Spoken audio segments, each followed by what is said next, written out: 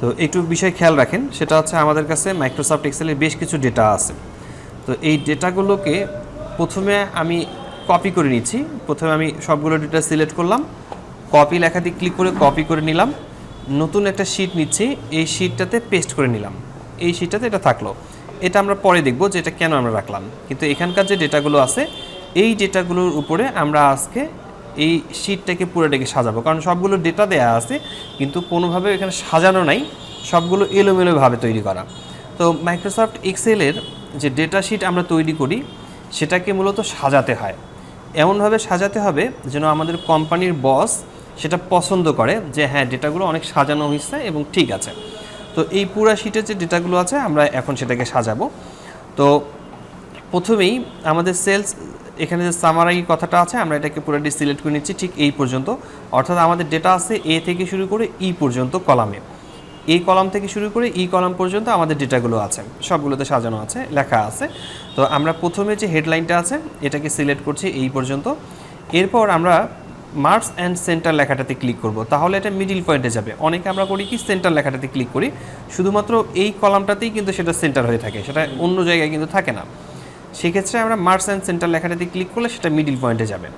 তো যখন এটা মিডিল পয়েন্টে যাবে আমরা এর ফন্টটাকে চেঞ্জ করে ফেলবো। এর ফন্ট এখানে সিলেক্ট করা আছে ক্যালিব্রি, আমরা এখানে ক্লিক করছি। ক্লিক করার পর ফন্টের লিস্ট আমরা পাবো। এই ফন্টের লিস্ট থেকে আমরা যে কোনো ফন্ট সিলেক্ট করতে পারি, ইংরেজির যে লেখার ফন্টগুলো আছে সেটা আমরা যে কোনো ফন্ট সিলেক্ট করতে পারি। তো আমি এখানে এরিয়াল রাউন্ডের যে ফন্টটা আছে সেই ফন্টটাকে সিলেক্ট করলাম। এরপর ফন্ট সাইজটাকে একটু বড় করে রাখলাম, আরও একটু বড় করে রাখতে চাইলে বড় করতে পারি।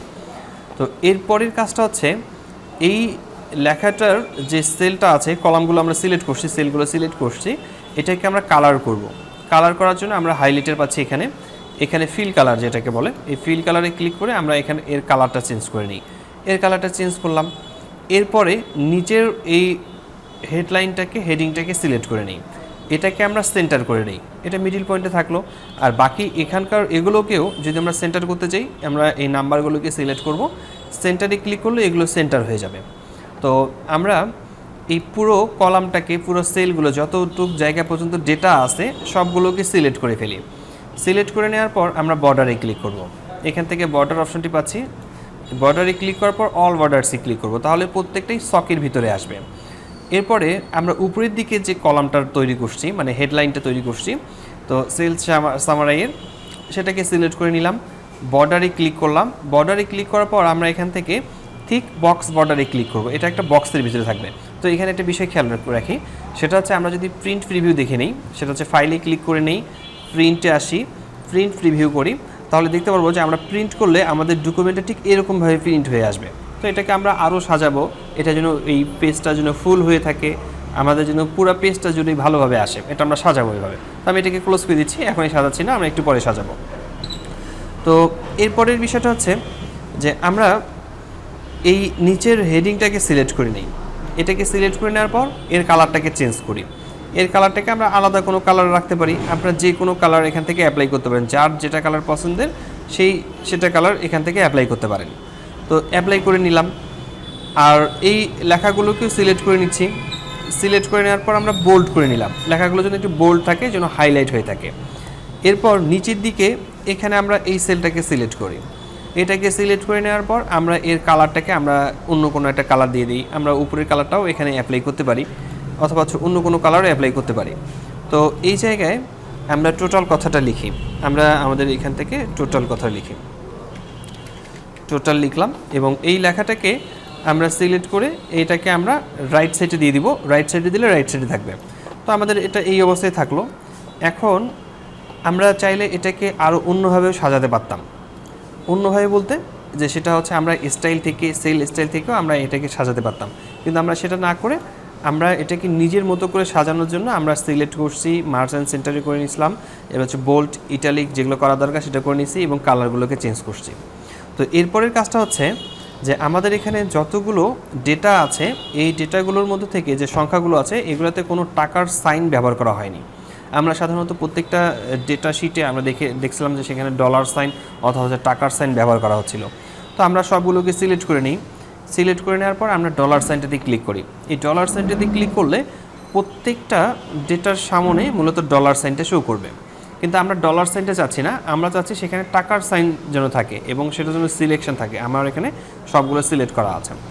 তো আমি ডলার সাইনের পাশে একটা টিক চিহ্ন পাচ্ছি, আমি এখানে ক্লিক করব। এখানে ক্লিক করার পর মোর অ্যাকাউন্টিং ফরম্যাটস এই কথাটাতে ক্লিক করব।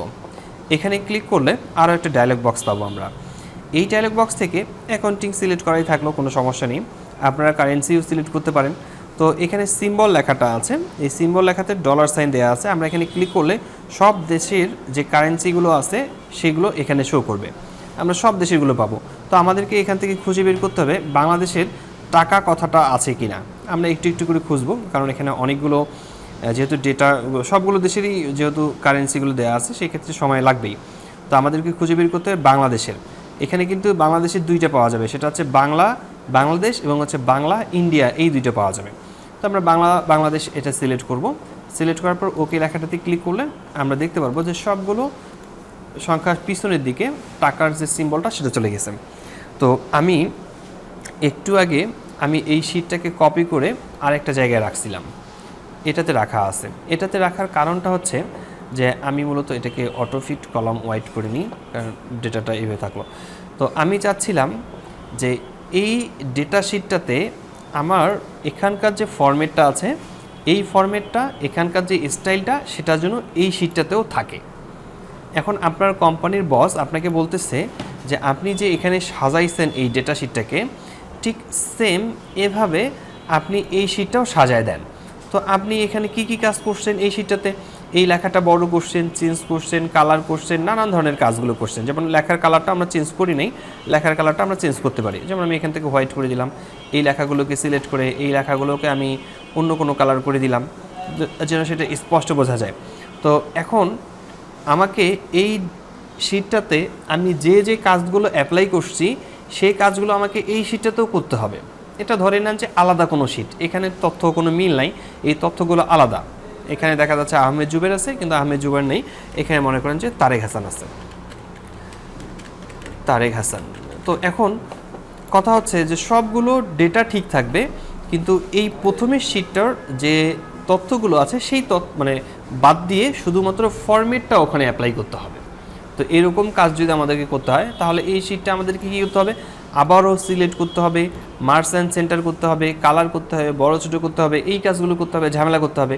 তো আমরা এটা না করে আমরা এই পুরো শিটটাকে সিলেক্ট করব। এই পুরো শিটটাকে সিলেক্ট করে নিচ্ছি। এরপর আমরা ফরম্যাট পেইন্টার লেখাটাতে ক্লিক করব। এই ফরম্যাট পেইন্টার লেখাটাতে ক্লিক করলে আমাদের শিটের যে ব্যাকগ্রাউন্ডে যতগুলো কাজ অ্যাপ্লাই করা হয়েছে সেইগুলো শুধু কপি হবে, কোনো লেখা কপি হবে না। এরপর শিটটাতে যাব, শিটটাতে যাওয়ার পর এই শিটটাতে পুরোটাই ড্র্যাগ করে দেব, ছেড়ে দিলাম। ওই শিটটাতে সবগুলো ডেটা চলে আসছে। আর এগুলো যে দেখা যাচ্ছে না, মানে হ্যাশ সাইন আসছে, এগুলো আসার কারণ হচ্ছে এই কলামগুলো ছোট, এই কলামগুলোকে বড় করে ফেলতে হবে। এইগুলোকে বড় করে ফেললে এই ডেটাগুলো শো করবে। তো এখন দেখেন যে আমাদের যে ওই ডেটাতে মানে ওই শিটটাতে যে যে কাজগুলো অ্যাপ্লাই করা ছিল সবগুলো এখানে চলে আসছে, আমাদেরকে এখানে ওই কাজগুলো করতে হয়নি, এগুলো কিন্তু কপি হয়ে আসছে। এই শিটটাতে আমরা ফরম্যাট পেইন্টার ব্যবহার করে আমরা শুধুমাত্র এখানকার ডিজাইনগুলোকে কপি করেছি আর এই শিটটাতে গিয়ে সেটা পেস্ট করে নিয়েছিলাম। বোঝা গেছে? এটা হচ্ছে ফরম্যাট পেইন্টারের কাজ। তো এটা একটু প্র্যাকটিস করে নেবেন।